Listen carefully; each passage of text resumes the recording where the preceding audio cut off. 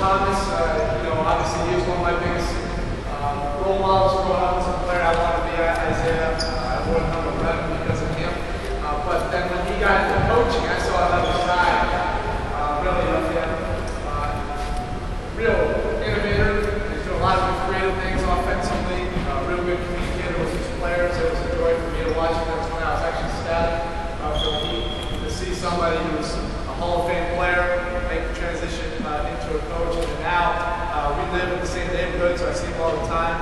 And get to hear his stories about coaching in college, which I have never done. So I always try to pick his brain as much as possible. I don't know if Coach Larry is here yet, but I was able to spend some time with him this summer at the coaching clinic. I was able to pick his brain. I think on the very topic that he's going to speak on tonight about zone offense, which we actually learned a lot of things. Our staff, if you saw some of our games in the finals, I probably wouldn't have much authenticity if I was up here speaking about zone offense. So we decided to pick some other people's brains about that.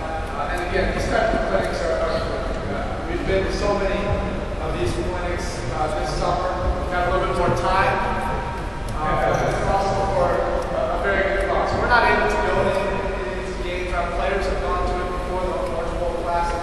It's a crazy rule in the NBA. I'd love to see some of the high school games, college games. I understand they're not going to end up speaking to coaches on the call. We're not allowed to, but it is a great event. I know our players, when they've gone to the games in the past, they talk about some of the great players that they've seen before they've gone to the next level. So today, really, I'll go pretty quickly about it. I'll answer some questions that probably some people have thought of, questions I've got this year. A lot of them are pretty monotonous for me.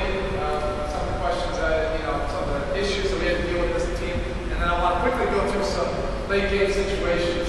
A lot of the late game situations that we've learned simply are because, we have things up at the end of games. And you see so many different situations, last 30 seconds, 1 minute of NBA games. It's a lifetime. The last 2 minutes can really last 35 minutes in real time. There's so many decisions to make. I've blown so many decisions going down the stretch that I can do a whole clinic on things not to do, which may be applicable or not, but you may find it interesting and it might strike some thought anyway. But in starting out, coaching, I thought this was a very good workout. If you get one thing out of the clinic, okay, it's worth your time. So we got something out of this just by doing the two-ball shooting drill. We do a lot of two-man shooting drills. We always have a coach at the station. I already liked it as soon as I saw it because I like seeing our players. I can already envision. I want to see them miss the corner jump shot, okay, and then bounce to the other lane. Okay. Bounce to the other lane. I want to see our players have to actually shag their own ball and not have us to enable them every single time. It's great for conditioning, but also for shooting fundamentals.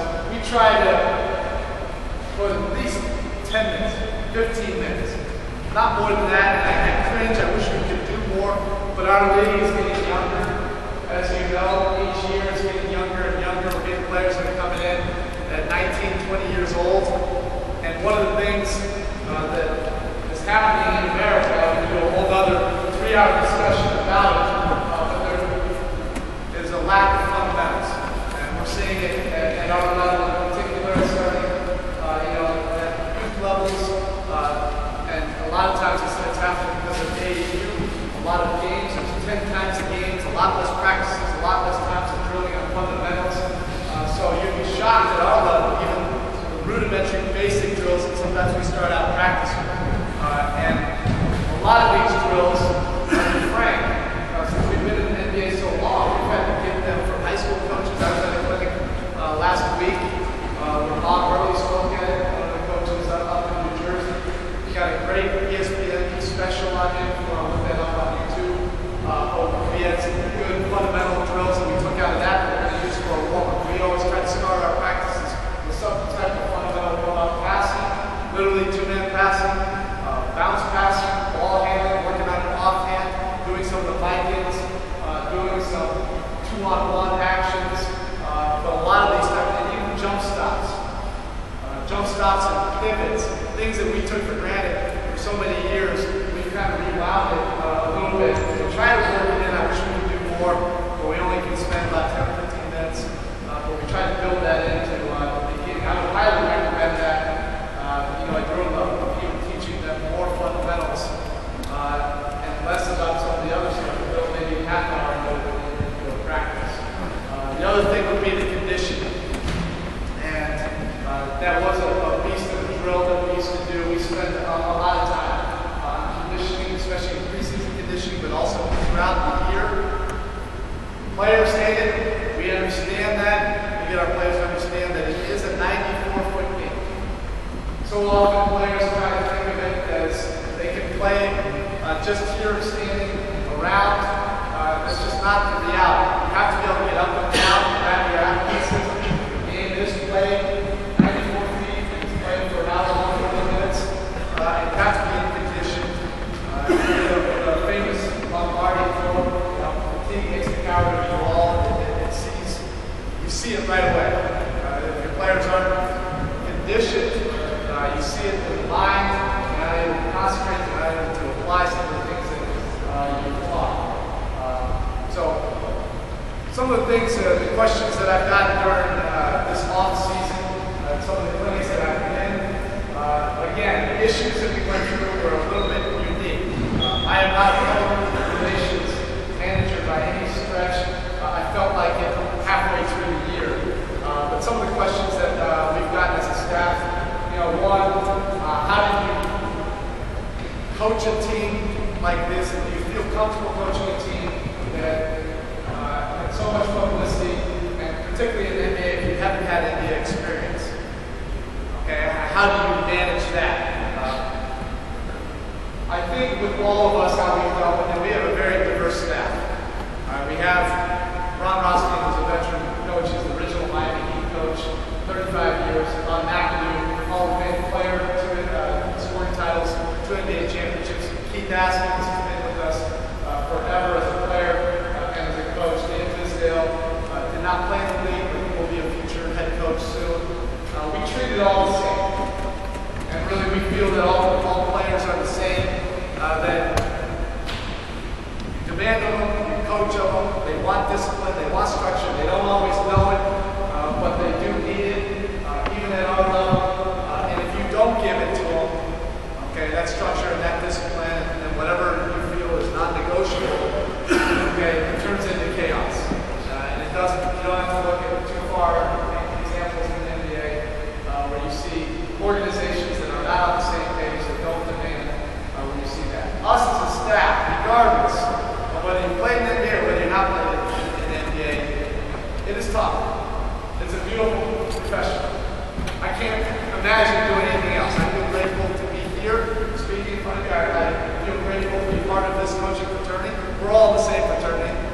It doesn't matter if you're coaching grade school, high school, college, or pros. We're all dealing with the same issue. I've talked to so many coaches this summer, and it just strikes me how many things are similar, even in high school and in college. It's no different. With us, we know that all of our coaches, we have to be competent. You have to continually try to learn and understand the game, not be a know-it-all, but be competent. You have to know the game, you have to be able to teach the game. You always have to work on your craft to try to improve on teaching this game, and it never stops. With that confidence, the only way to get that really is to work your tail off. It's not necessarily hours, what time you get into the office, what time you're leaving. It's really just time to continue to learn, try to pick people's brains, to try to get better, and so forth.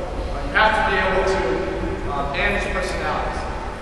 That's certainly a priority with our team. We have so many diverse personalities. I love the challenge of dealing with so many dramatically different personalities. It's something that I've tried to work on my entire career. It's been much different as an assistant coach for Stan Van Gundy and for Pat Riley for several years. My role changed dramatically dramatically, just one seat over. Okay, from being an assistant coach, having great relationships with everybody, kind of being the conduit in between the head coach and the players, becoming now the guy who has to make the decisions. Our top assistant Ron Rossi, he always says that you're the A-hole now. You know, when you're the assistant coach, you're really facilitating everything. But you still have to learn how to manage different personalities. People are together. But again, it starts with having discipline, but also showing that you care. Care to get to know them. I like the point. You don't have to be friends and go out afterwards. That's not realistic for a head coach and a player. But you have to spend some time to get to know them, know what makes them tick.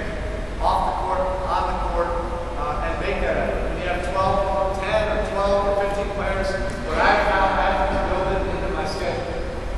If I haven't spoken to somebody eye to eye in a week or 10 days, I have to write that into my schedule. That I either meet with them in our lunchroom, okay, grab them right after practice eye to eye, or on their way out, that I just walk with them to the car and lean on their car and talk for 15 minutes. And there has to be some type of communication where both sides are working to get to know each other. You must have integrity. You absolutely have to have integrity. If you say one thing and you're doing another thing, Coach just mentioned that, you lose credibility just like that. And a lot of times that means saying you're wrong or you don't know. And that's happened to me several times. Like I said, in many situations that you'll see that I've been in situations, I'll be the first to admit it. I'm also the first one to say that somebody else did something wrong. It's not an indictment. I'm not blaming. But it's something that we need to correct so that we can move on. Some of the other questions I've got: how do you deal with the pressures of the A-holes, the media? And we had to deal with an extreme amount of speculation, conjecture, everything that we did. It didn't matter. I can't mention any of our players' names right now because of the situation we have in the league. I'm sure some of you at least heard about it or saw it. We're getting beat by Dallas in Dallas at the beginning of the season in November.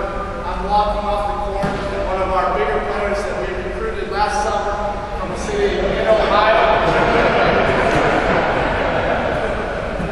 Former not only number one high school basketball player in the nation, number one high school football player in the nation, who thinks he's a football player, he's not, okay? We barely hit shoulders against each other, okay? I don't know if anybody has heard of that, okay? People called it bump game, that sounds familiar. I saw somebody told me the next day, I didn't realize it happened, our player didn't realize it happened, it was blown up in the video. Somebody told me the next day that it had 3,000 views on YouTube, or 3 million views or something like that, within a week. Just that interaction right there. So everything's blown out of proportion. One of the ways that we tried to deal with it was that we were not going to take it personally. I did not get into it ever with the media. I understood the angle that they're always coming at. They're always trying to find something that they can twist, turn into a story. As they're asking us a question, halfway through it, I could figure out what the angle was, what the headline was, and what the quotes were in the story and write their article for them. Okay, before I even answered their story. But we really tried to make a point of not taking it personally.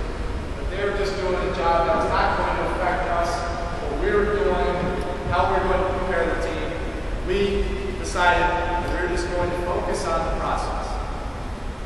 What we thought was important. Every team has something different that they think is important. For us, we wanted to build a championship level defense. We wanted to teach our guys how to learn how to play together. A lot of large opponents, guys that are playing different style, playing a different way that they're accustomed to, and that no matter what happened in the media, how they tried to twist it, we would let them, okay, not take it personal,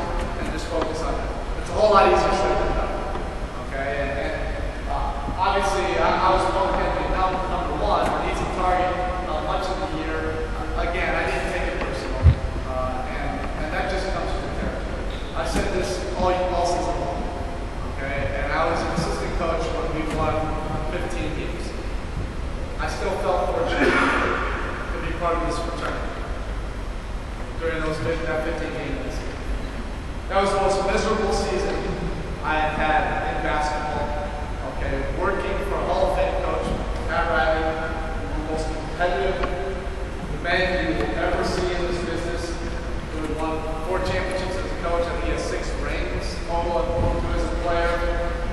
To go through a 15-win season, you can only imagine what a nightmare it was like in the office with him. Okay, I still felt fortunate to be part of it, to be coaching, because I don't know what else I would be doing in my life. Now, with that said, okay, then you can't ever take it. You can't ever take it. Okay, and I would much rather be coaching the team that we had, okay, with the players that we had this season, and deal with all that we did. Everybody said, "Oh, you must be so miserable." You know, every time you walk out, you got media throwing stuff at you. You know, you got people here, you know, throwing tomatoes at you. You know, you got people saying, "Ah, you suck." And, hey, I'll take every bit of that to coach the studs that we have on this team, and be a part of a team like this. I feel incredibly fortunate and blessed to have this opportunity. I'll take that and deal with everything else and keep it all in perspective.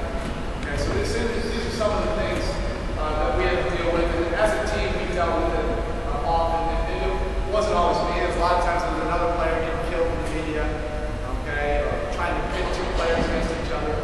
What it did to us is it helped us really grow together, closer, okay, where we were only trusting each other. We called it the brotherhood, that we were the only people that mattered. Okay, the players, staff, and people in the locker room, that we were the only people that we were going to listen to. And that really helped us, you know, as we move forward. We have some challenges still ahead. Okay, we do. And that's what this summer's been about for our staff. It's partly why I'm here. I think it's a great cause. But we're here also to learn. We spent this summer as a staff putting together a staff improvement program. We're really going to try to study other teams, study other divisions like college, Europe, and try to learn as much as we can, because that's what this game is about. As long as we're in it, we continue to pick up new ideas, new thoughts, and we are all incredibly fortunate to be part of this game. So that's a long-winded intro. I just want to get into some stuff, late game stuff that we've encountered over the years. I know the games are different, high school and college, but some of it still might be applicable. I get 5 letters out here. 5, 4, 3, 4, 1.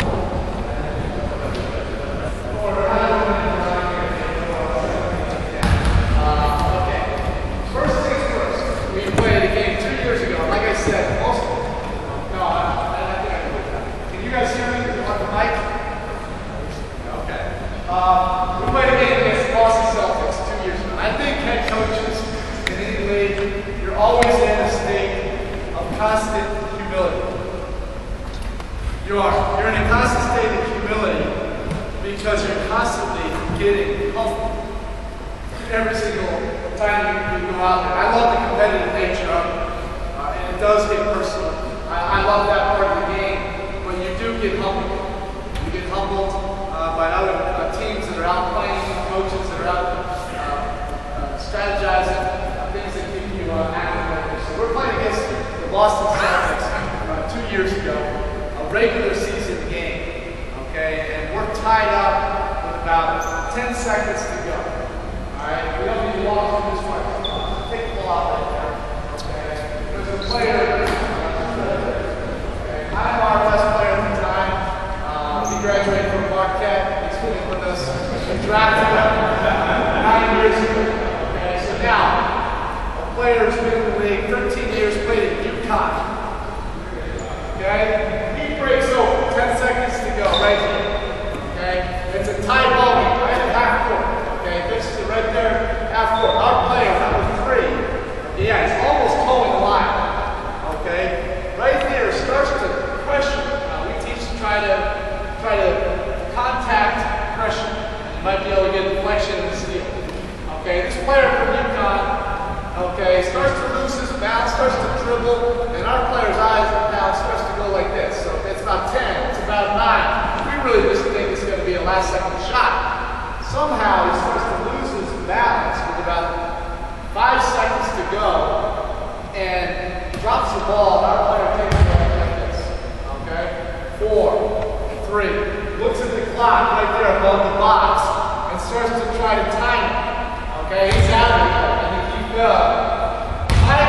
tries to time it perfectly where he can lay it up, okay, and the buzzer go off and the red light.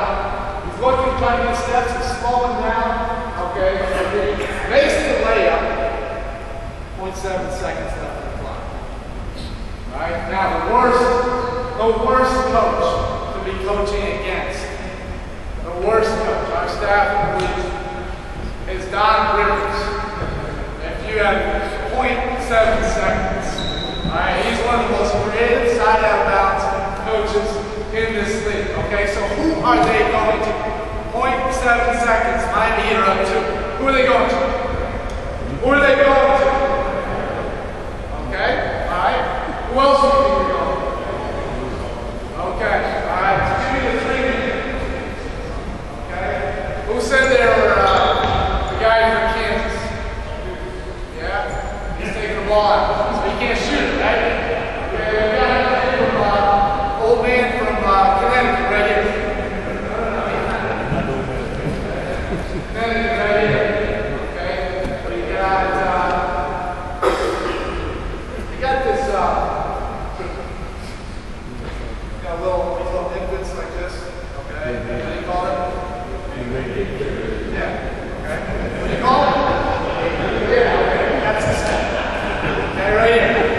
Alright. It's point guard, right here. Okay. Red-handed dude. No, the other guy that, the main guy, okay, who's always yelling, screaming, doing all this, what's his name? 6'11". Okay, not high school yet. He's out. He didn't play this game. Okay, so we got the red-handed dude, about 6'8", right here. Familiar with that? Okay, 0.7 seconds. Now, our staff right here, okay, our brilliant staff, including the head coach, okay, head coach is coming out of the huddle. They're going. It's the guy from Kansas. Tell me, it's the guy from Kansas. I just saw it. I started off, he's their go-to guy. This late, he's big enough to get the shot up. The other guy from Connecticut, it's usually about 2 or more seconds. Okay, he's a little bit smaller. Plus, he just had that one against our beast. Okay, got a little bit overwhelmed with his athleticism. Okay, so I'm saying, hey, it's Kansas, and our players are looking at me, no, he's taking the ball out of bounds. Okay, so here, the guy from Connecticut, okay, breaks over. Who said they're going in? Okay, yeah, he's pretty good. He's hit a lot of good shots, right? Okay, he breaks free. Okay, number 3 is looking to do this thing again, right? He's coming right here. Okay, just like this. Now, red-handed dude. Start to set his chest right there. Okay? You have to let this guy shoot coming right about there. Okay, and that's it. Okay? Right here, okay, they can shoot a little bit, right? Okay? Are you kidding me? What's going on right now? You guys see it? You guys see it? Right now, I'm just like, I'm already walking off the court. I couldn't believe, number 1, I couldn't believe this is there going to, I couldn't believe this is what he called to go to. I mean, the guts to call this right now. And you know where he got this play? I read about it the next day. He said he got it from one of his son's AAU games. The previous summer saw it and wrote it down. It's like, hey, let's try this. And it'll work against somebody. Okay?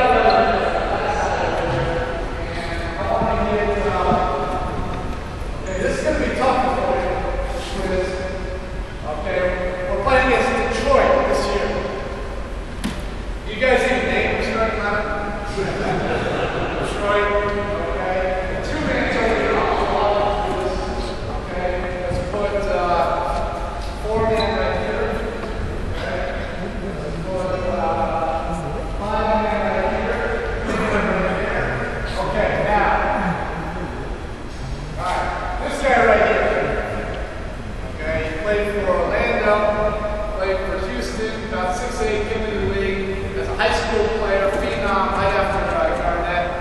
Great player. Started out his career in Toronto, 6'8" skilled guy. Played for Detroit. Remember him? What? Yeah. Okay. Now, one dude is just ending games. Okay, right here. Played in UConn as well. 6'2", two guard. Played for Chicago for several years. A lot of big shots. Yeah. Okay. Now, this doesn't matter. This doesn't matter. It's irrelevant. Now, this guy will never have an idea of this. This is kind of a 3-4. Okay. He played in Gonzaga. About 6'10", light skin. Yeah, somebody said, yeah. Okay, this is the guy right here. Now, here's my point. It is a 1-point lead for us against Detroit at home. 1-point lead against Detroit. Okay, where all we have to do is get a stop right here to win the game. Alright, so your left-hander right there. He's won some championships for Detroit, who's he? Yeah, okay. Who are they going to? Okay, 0.7 seconds. Who are they going? They shot up. Big game guy here, 6'8" guy right there. Okay, alright, now here's what they set up. Now, you probably don't even know who John Kingston is. I'm telling you, he got fired out of Detroit. This guy had the best out-of-bounds plays. He's a very good coach. He has a championship ring with the Pistons as an assistant coach. Sometimes it's just out of your hands. It's out of your control. What you've done with injuries and the circumstances they had to deal with. It's really unfortunate. He got a lot of deal. He's a very good coach. All right, now here's what he set up. Okay? So the 6'8", right, looks like this. Right off of this. Now, 6'8", 0.7, that's enough to catch and get a look off. Okay? Now, he's coming down here. He just runs to about there. Okay? UConn, right here. He's the killer, right? Okay? He's going to the corner. Now the dude from Gonzaga is right here, about 6'10". Okay? If I play you. Because this is all off. Okay? He flashes the ball like this. That's the ball right here. Open it up. Right here. And misses the dunk. This is the dunk. Wide open. Our player. Cut here, go to the lob. Yeah, right there. So our player is just like this. This is the dunk. Okay? I'm like this. Our staff is like, wow, we thought it was going to be like everything else. First question, first thing I get into the press conference. I'm a mess. I'm walking into the press conference. What just happened? The Detroit Pistons, they just won 12 games. You know, I probably should have focused, tried to take them by double digits. We came in, missed that. One of the reporters says, that was great defense again. Why haven't we sniffed that out? You know, it was wide open. They don't know what they're talking about. It just happened this. Okay? Now, I'm going back. This one's a great play. We'll see some of these plays in college, but the way they ran this. I'll set up this one first. Let's get it right. 3-man game. Right here. I wanted to set up some 5 and 4, doesn't matter. And let's get the point guard right here. Okay. And this is the 2 or the 3. Okay. Now you see these closed door plays a lot. Right? Okay. So this actually didn't happen against us. This was Atlanta. We ended up getting this player from Atlanta, the point guard, headband. Okay. As a dad, he coaches as well. Right here, okay? This is, yeah, is it? Yeah, okay. So now, this is a fake crossroad right here. And this is their leading score. Okay, there's about a second and a half left in this game. Okay? As he comes off of this, right to the post, okay? He goes right to the tool and he goes over. Okay, you've seen these plays before. Okay, as he steps up. Boom, right there, okay, and he knocks down 3 to win the game, okay? You've probably seen some of those plays, little clever plays. We actually, you know, I really think that was happening in college.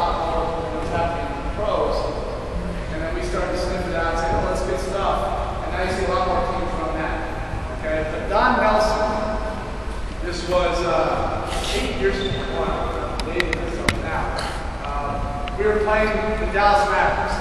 Okay, so the two-time MVP. Let's do it.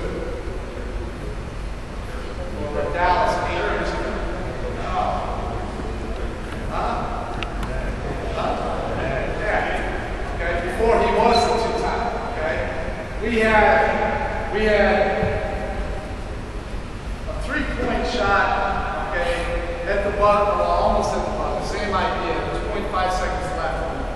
Skip Raper also hit a corner three down at that end. We ran a great play. Sam ran this play 4-3. Caught it, shot it.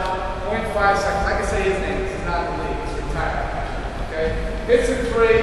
Everybody's celebrating. Everybody's jumping up and down, going crazy. This is when our player number 3 was a rookie. Okay, and we were coming on strong in the spring. Not Nelson, but a heck of a play. Okay, let's have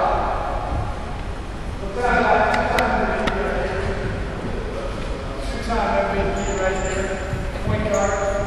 Okay, let's have this three man take it out right here. Alright. And they're small. Oh, no. Let's have the four-man take it out. Four-man takes it out. Okay. Five-man is right here. Okay. And this was more of three. Okay. Alright. And this was the shooter score right here. Okay.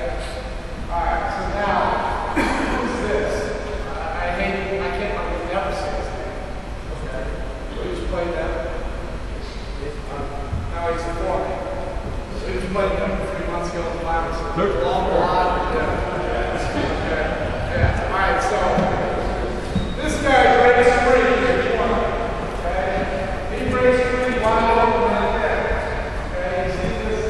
Close the door. He comes with his name, two-time MVP. Okay, right there. They close the door right here. You're not taking the body out this time. He's a future MVP, right? Alright, and he's got 7 feet of range. This was another player that's very good.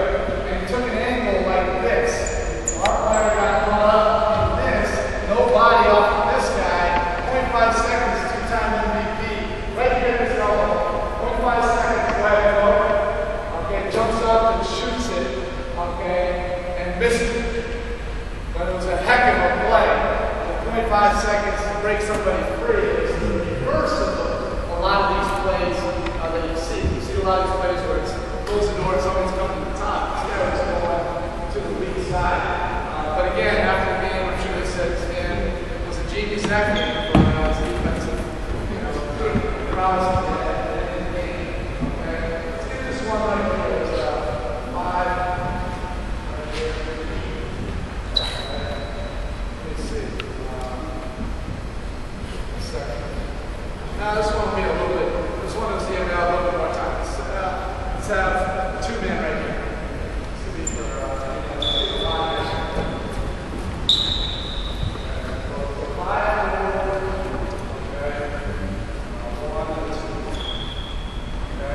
Alright, so this is if you need to get a 3-point shot for one of your guys breaking first. 2-man curls. This is kind of a generic play. Orlando runs this. Chicago used to run this. They actually still do run this when they used to run for that kid in the winter. Okay, now, point guard comes up here. Okay, you guys can that. Okay, point guard comes up here. Okay, right to here. Now, we start to use this turn. Okay, turn toward this way. Right here. You guys set this screen. And now this kid goes over the top. Stop it. Now he's going on top, getting in trouble with it. You guys just turn, no further than that. Okay, no further than that. Now, we're going to get 2-man off this double screen. Okay, stop right there. Okay, as soon as he makes this pass, okay, this 4-man is flipping to that turn. Your 4-man is a 3-point shooter, and your 5 is diving. If anybody jumps out here, you got this guy, you got that guy, you got it over the top. Okay? You guys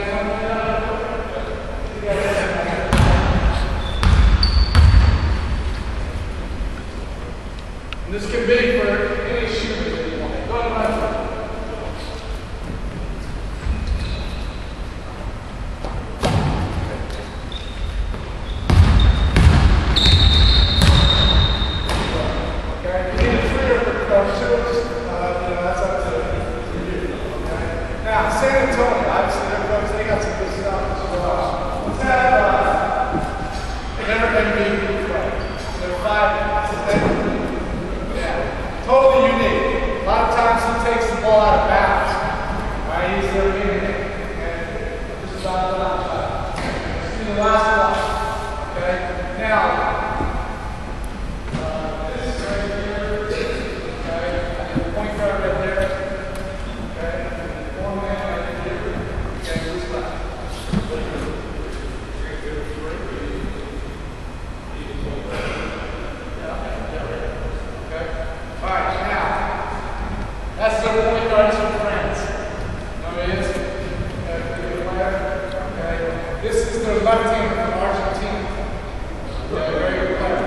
Again, there's only about 2 seconds left on the clock.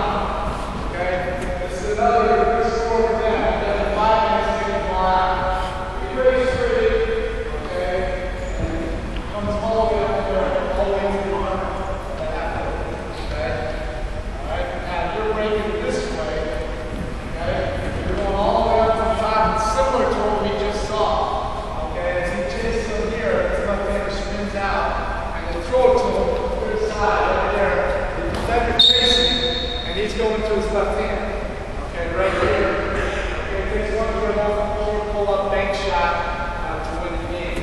Okay, it's a very clever play.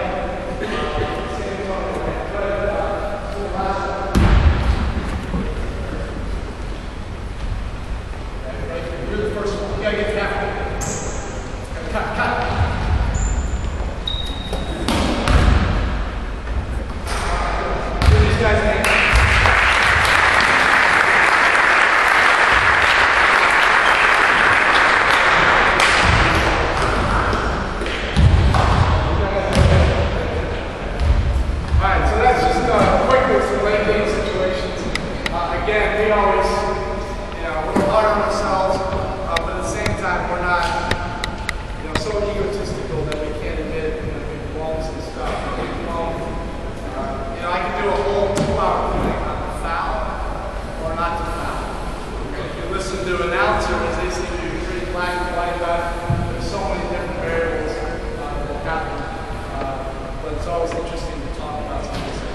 Appreciate you guys allowing us to be here today.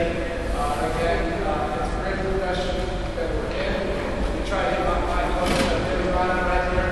He's been a successful high school coach here for so many years. He always reminds me, he says, hey, the game has been good to us. Make sure you give back to the game. And that's something that we always try to